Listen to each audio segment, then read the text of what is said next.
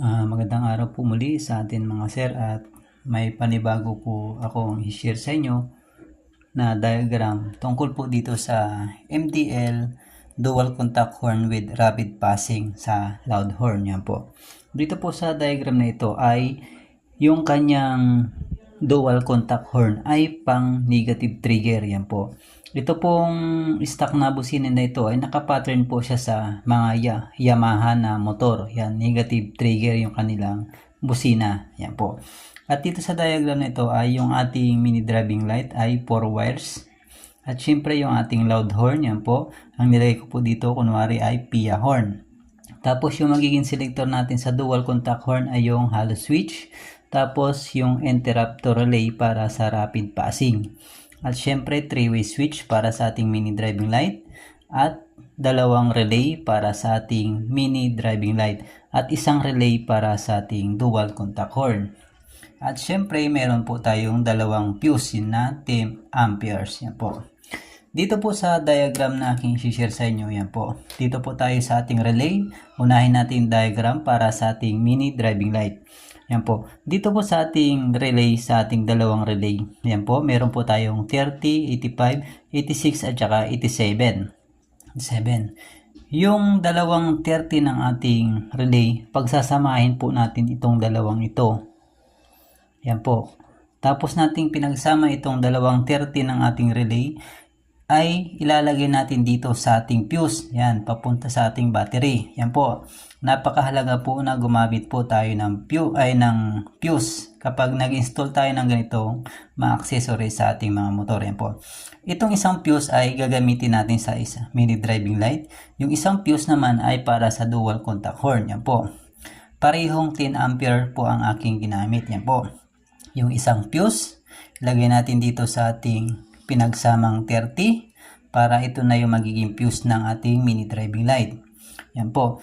Tapos dito sa ating relay, yan po. Dito sa aking diagram, yung 85 at saka 86, ito po yung aking gagamiting ground ng magkabilang relay. Yan po. Yan po, ground na yan. Kung kayo po gusto nyong gawin, yung same 85, gawin yung negative, wala pong problema yan. Kasi itong relay natin, kahit magkabaligtaran, alin man gamitin yung ground dyan, wala pong problema. Basta importante dito sa ating relay, may pumasok na negative at positive para magti-trigger po yung ating relay. Yan po. Tapos yung 86 at saka 85 natin, ito yung gagamitin nating trigger dito sa ating switch. Yan po, sa 3-way switch natin. Yan.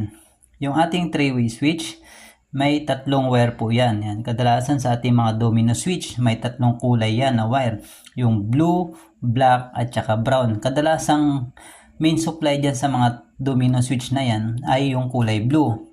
Yung kulay blue, ilalagay natin sa ating accessories wire. Yan. Sa ACC wire yan. Ang accessories wire ng ating mga motor kapag Yamaha ay light brown. Yan po. Tapos yung ating natitirang wire ng ating domino switch, ito yung gagamitin natin sa high and low trigger ng ating relay. Yan po. Kapag napili nyo yung kulay black, halimbawa domino switch, kulay black dyan, low. Lagay natin sa kabilang relay sa 86. Tapos yung natitirang wire, halimbawa domino switch, kulay brown, yung ating high para sa high. Yan, ilalagay natin dito sa kabilang relay natin sa 85. Yan, kompleto na yung trigger ng ating relay. At ito namang same 87 ng ating relay, ito na yung papunta sa ating mini driving light. Yan po, sa ating mini driving light, dito sa ating diagram ay 4 wires po yung aking ginamit. Yan po. Kadalasang kulay sa ating mga mini driving light kapag 4 wires, yung black, negative. Tapos yung white na kulay, yan yung kombinasyon ng yellow at white na ilaw. Tapos yung red wire, yan yung kanyang high beam. Yung yellow wire, yung kanyang low beam. At syempre yung ating low beam na wire, ilalagay natin dito sa kabilang relay. Yan po. Ito na yung ating magiging low. Tapos yung red wire ng ating mini driving light, siya yung ilalagay natin sa high ng ating relay. Yan yung napili nating high sa relay niya.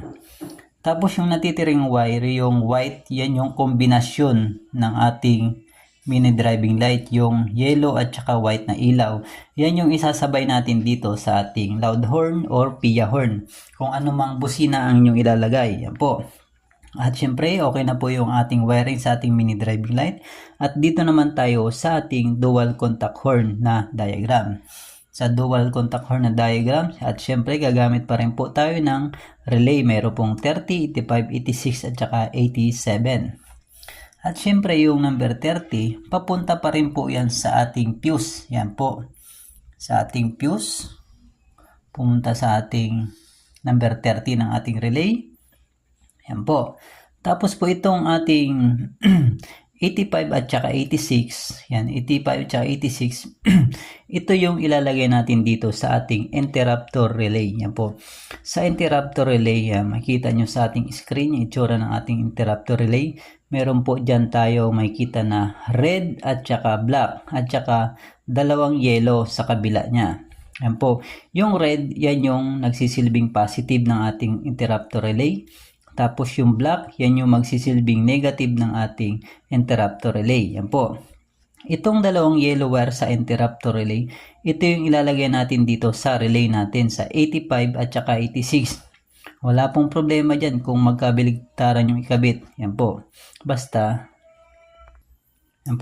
po mailagay yung dalawang yellow wire dito sa ating interrupter relay. Yan po.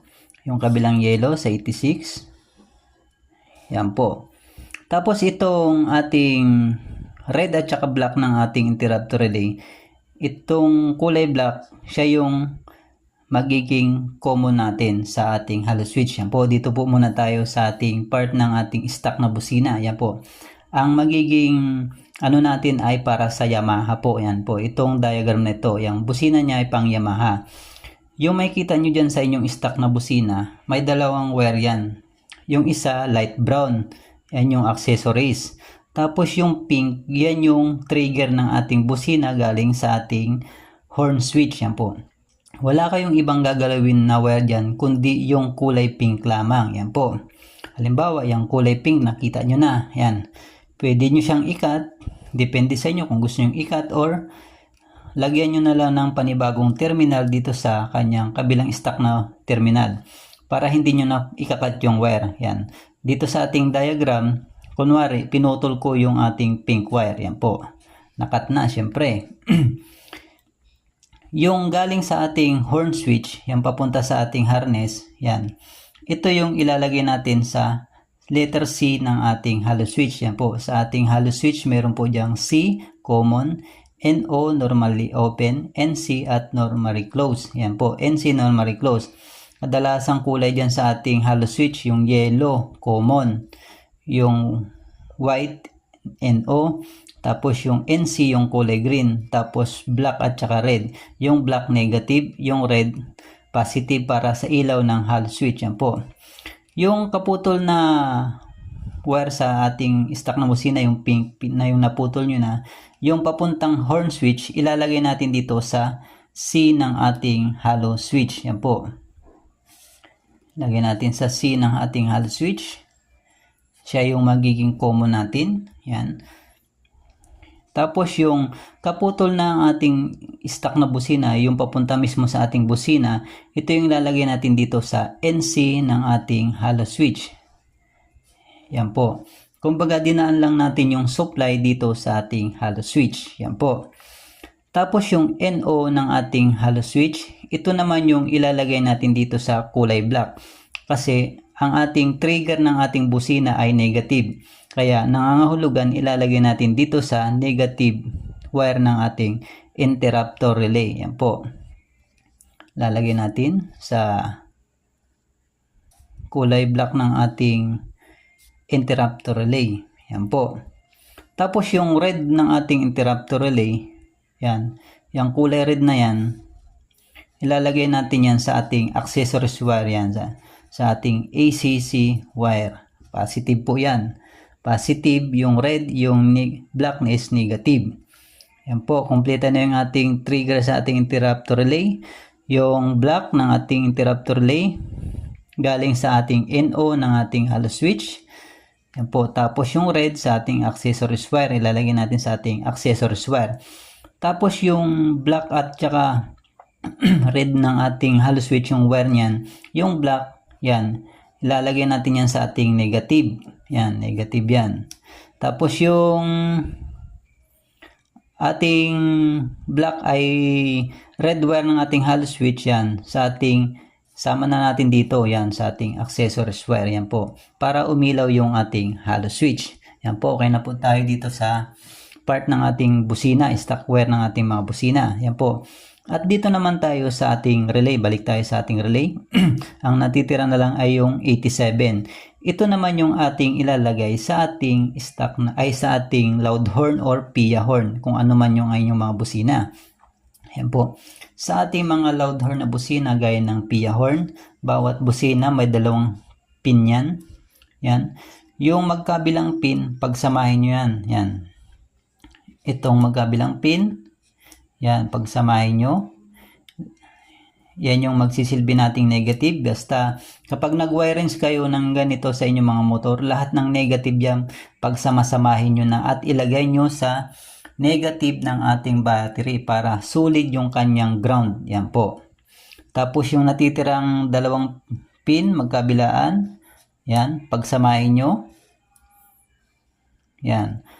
Yung tig-isang pin ng ating busina, nilagay natin sa negative, yan yung magiging negative na natin. Tapos yung natitirang tig-isang pin, magkabilaan, pinagsama natin, yan yung ilalagay natin dito sa ating relay sa number 87. Yan po. Yan. Gagana yan na yung ating busina. Yan po. Yan, syempre, yung supply nating relay number 30. Pag on natin ng ating ignition switch, yan, mag-activate na yung ating accessories wire sa ating busina. Yan po. Yung ating trigger ng ating busina ay negative. Yan po. Kapag bumusina po tayo, yan, pag bumusina tayo at nakaangat yung ating halo switch, stock horn yung tutunog. Yan. Kapag pinindot natin yung ating halo switch at lumubog yan, ang gagana yung ating loud horn. Yan po. Mag-activate yung ating interrupter relay kapag nakalubog yung ating halo switch. Pag pindot natin yung ating stock horn, yung switch natin, mag-activate yung ating interrupter relay. Yan, gagana yung ating relay, magti-trigger. Yan, magra-rapid siya. Gagana yung ating busina, magra-rapid horn yan, yung ating mga busina. Yan po. At syempre, isasabay natin yung mini driving light natin dito sa ating loud horn. Yan po. Yung wire sa ating mini driving light na white, yan yung kombinasyon ng dilaw at puti na ilaw. Yan yung itatap natin dito sa ating loud horn. Yan. Yung galing sa ating 87 para kapag nagbusina tayo ng loud horn, yan, rapid yan, magpapasing din yung ating mini driving light. Yan po. Yan, dahil puro wires yung inyong mini driving light, kahit hindi na kayo maglagay ng diode, okay lang yan. Yan, nasa inyo kung gusto nyo lagyan ng diode, wala namang problema. Pero dito sa ating diagram, hindi na tayo naglagay ng diode kasi 4 wires naman yung ating mini driving light. Yan po. Yan mga sir, at ganyan lamang po yung diagram natin dito sa ating dual contact horn. Yan po. Ito po ay busina ay para sa Yamaha dahil yung kanyang wirings ay pang Yamaha po yan. Light brown at saka pink yung kanyang stock na busina. Yun lamang mga sir. Itong sa part ng mini driving light natin, kahit anong motor yan po pwede. Naiba lang dito sa ating dual contact horn dahil pang Yamaha yung trigger niya yan, negative. At yun lamang po mga sir, at maraming salamat po sa inyong panonood, and sana po ay meron po kayong natutunan sa aking sinishare sa inyo, at sana po ay may apply nyo ng maayos ito sa inyong mga motor. At yun lamang po mga sir, and maraming salamat po, and God bless.